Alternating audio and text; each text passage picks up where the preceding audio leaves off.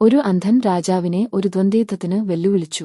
രാജാവ് പ്രതികരിക്കാതിരുന്നപ്പോൾ ആ മനുഷ്യൻ 6 അമ്പുകൾ ഒടിച്ച് രണ്ടായി മുറിച്ച് അവസാനത്തെ അമ്പ് അദ്ദേഹത്തിന് നേരെ ഉയർത്തിപ്പിടിച്ചു. ആയിരക്കണക്കിന് കണ്ണുകൾ സിംഹാസനത്തിലേക്ക് തിരിഞ്ഞു.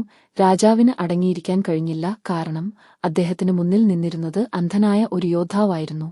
അയാളുടെ നിശബ്ദത ഏതൊരു ആയുധത്തെക്കാളും അപകടകരമായിരുന്നു. തന്റെ അഭിമാനം സംരക്ഷിക്കാൻ രാജാവ് കുതിരപ്പുറത്ത് കയറി യുദ്ധക്കളത്തിനു ചുറ്റും കറങ്ങാൻ തുടങ്ങി. അന്ധനായ യോദ്ധാവ് ദശൻ പെട്ടെന്ന് രാജാവിന്റെ സ്ഥാനം മനസ്സിലാക്കി. എന്നാൽ അയാൾക്ക് പ്രവർത്തിക്കുന്നതിനു മുമ്പ് രാജാവ് മിന്നൽ വേഗത്തിൽ ഒരു കുന്തം എറിഞ്ഞു.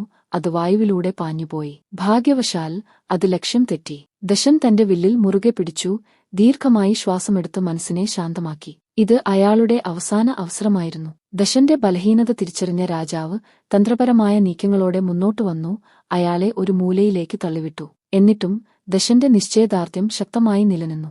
പിന്നീട് രാജാവിന്റെ ഏറ്റവും ധീരമായ നീക്കം വന്നു. അദ്ദേഹം കണങ്കാലിൽ നിന്നും ഒരു കാൽ ഊരിമാറ്റി ദശനെ നേരിട്ട് ആക്രമിക്കാൻ തയ്യാറെടുത്ത് കുതിരപ്പുറത്തുനിന്ന് താഴേക്ക് ചാഞ്ഞു. ജനക്കൂട്ടം ഞെട്ടിപ്പോയി.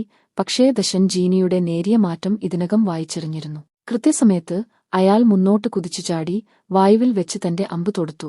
ആ അമ്പ് രാജാവിന്റെ നെഞ്ചിൽ തുളച്ചുകയറി. അദ്ദേഹത്തിന്റെ ശ്വാസം നിലച്ചു.